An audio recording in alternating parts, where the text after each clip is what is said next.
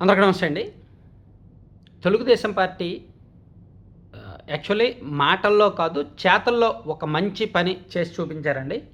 Actually ఈ MLC లేదా రాజ్యసభ సభ్యులు అంటే ఇటువంటి నామినేటెడ్ పదవులు ఇవ్వాలంటే ఎవరో కార్పొరేట్ శక్తులకో, లేదంటే పెద్ద పైరవీలు, లాబింగ్‌లు చేసే వాళ్ళకో, హై ప్రొఫైల్ వాళ్ళకో ఇస్తారు అనే ఒక పేరుకి, ఆ అపఖ్యాతికి దూరంగా ఒక సామాన్య బిలో మిడిల్ క్లాస్ మహిళకు, ఒక సాధారణ మహిళా కార్యకర్తకు ఎమ్మెల్సీ పదవిచ్చారు. ఎవ్వరూ ఊహించలేదు. నిజంగా తెలుగుదేశం పార్టీలో సంస్కరణలో, పార్టీ పరంగా తీసుకొస్తున్న సంస్కరణలు సాధారణ కార్యకర్తకు ఎంత పెద్దపీట వేస్తున్నారనడానికి ఇది ఉదాహరణ. ఇటీవల 2 నెలల కిందట పార్టీ పొలిట్ బ్యూరోలో కూడా ఇద్దరు సామాన్య కార్యకర్తలకు అవకాశం ఇచ్చారు. విజయనగరం జిల్లా గజపతి నగరం నుంచి శ్రీదేవి అనే మహిళా కార్యకర్తను తీసుకొచ్చి పొలిట్ బ్యూరోలో కూర్చోబెట్టారు. అలాగే మంగళగిరి నియోజకవర్గంలో ఒక సాధారణ కార్యకర్తను తీసుకొచ్చి పొలిట్ బ్యూరోలో కూర్చోబెట్టారు. పార్టీ అత్యున్నత పదవుల్లో, పార్టీ అత్యున్నత పొలిటికల్ నిర్ణయాలు తీసుకునే పదవుల్లో ఒక సామాన్య కార్యకర్తలను కూర్చోబెట్టి అప్పుడే రాష్ట్ర వ్యాప్తంగా పార్టీ పరంగా ఒక పెద్ద చర్చ నడిచింది. రాజకీయంగా అతిపెద్ద చర్చ నడిచింది. ఏంటి తెలుగుదేశం పార్టీలో ఇంత పెద్ద ప్రక్షాళన అని. దాన్ని ఇప్పుడు మరింత అందరినీ షాక్నిస్తూ దాళవాయి రమాదేవి అనే ఒక బీసీ ఒడ్డెర సామాజిక వర్గానికి చెందిన మహిళను ఎమ్మెల్సీగా చేశారు. గవర్నర్ కోటాలో 2 ఎమ్మెల్సీ పదవులు ఖాళీ అయితే ఆ 2 కూడా టీడీపీకి వచ్చాయి. రెండిట్లో ఒకటి వర్లరామయ్య గారికి ఇచ్చారు. వర్లరామయ్య గారు అంటే తెలుగుదేశం పార్టీని నమ్ముకున్న నాయకుడు, ఎప్పుడూ పార్టీ ఆఫీస్లో ఉంటారు, పార్టీ తరపున బలమైన వాయిస్గా ఉంటారు.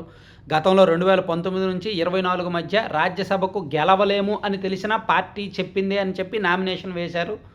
సో ఆయనకు గతంలోనే ఎమ్మెల్సీ ఇవ్వాల్సింది. సో ఇప్పుడు ఆయనకు ఎమ్మెల్సీ పదవి ఇచ్చారనమాట. వారి కుమారుడు ఆల్రెడీ కుమార్ రాజా గారు పామర్రు ఎమ్మెల్యేగా ఉన్నారు. వర్ల రామయ్య గారు గతంలో తిరుపతి లోక్సభ నుంచి ఎంపీగా పోటీ చేసి ఓడిపోయారు.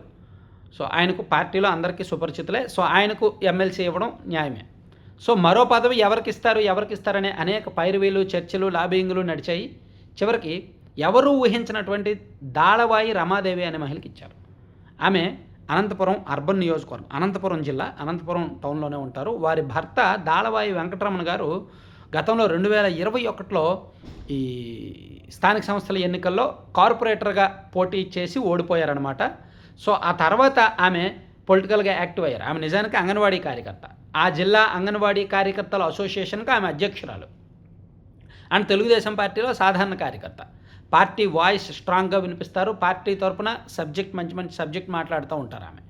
సో ఆమె గతంలో వైసీపీ అధికారంలో ఉన్నప్పుడు ఆమె మీద 6 కేసులు కూడా పెట్టారు. ఆమెను ఇబ్బంది పెట్టారు. సో ఆమె పని ఆమె చేసుకున్నారనమాట. సో పార్టీకి వెన్నుదన్నుగానే ఉన్నారు. పార్టీని నమ్ముకున్న కుటుంబం. సో అందుకని వాయిస్ ఉంది, సాధారణ మహిళ, మిడిల్ క్లాస్ అండ్ బీసీ కోట, మహిళా కోట ఇవన్నీ కలిసి వస్తాయి కాబట్టి ఆమెను తీసుకొచ్చి ఎమ్మెల్సీ పదవి ఇచ్చారనమాట. సో ఇప్పుడు విపరీతంగా ఆమె గురించి చర్చ జరుగుతుంది. ఆమె ఎవరు, దాళవాయి రమాదేవి ఎవరు అని.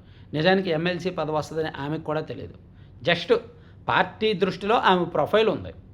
ఎవరెవరు ఇబ్బందులు పడ్డారు. ఇప్పుడు ఇవ్వాలి అనుకున్నారు, ఒక మహిళకి ఇద్దాం 2వ సీటు అనుకున్నారు. సో మహిళకి ఇవ్వాలంటే ఎవరికి ఇవ్వాలి అనేది రకరకాల చర్చ నడిచింది. సరే సాధారణ కార్యకర్తకి ఇద్దాం, సాధారణ మహిళకి ఇద్దాం. సో అలా ఎవరికి ఇవ్వాలన్నప్పుడు రకరకాల ప్రొఫైల్స్ అన్నీ కూడా వెరిఫై చేశారు. సో అలా వెరిఫై చేసే క్రమంలో ఈమె ప్రొఫైల్ కంటే ఇంకా మంచిది వేరేది మ్యాచ్ అవ్వలేదు. అందుకని లోకేష్ గారు, చంద్రబాబు గారు ఇమీడియట్గా ఈమెకి ఇవ్వడానికి పూర్తిగా నిర్ణయం తీసుకొని కేటాయించారన్నమాట. Thank you.